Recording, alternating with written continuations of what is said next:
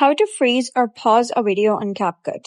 Hello guys and welcome back to the channel. In this video, I'm going to give you a guide on how you can create a freeze frame or paused segment within a CapCut project, allowing you to hold a particular frame for added emphasis, timing adjustments, or voiceover alignment. So let's get started. First of all, you gotta open your CapCut application, whether you have iPhone or Android or even your PC. Simply open the application and open a particular project. For example, this is the project that I have.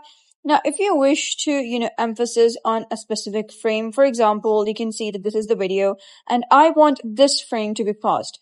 So you're going to click on it. And once you do so, you're going to slide this to the right. And over here at the end, you'll be able to see an option of freeze. Simply click on it, and now you can see that this frame is now freeze. Now you can see that this is a video and the girl is moving, doing stuff. And now this frame is freezed for a time for like 3 seconds, and then you can see that it starts the video again.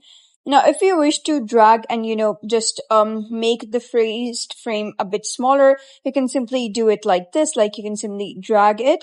And if you want to make it longer, then you can drag it like this.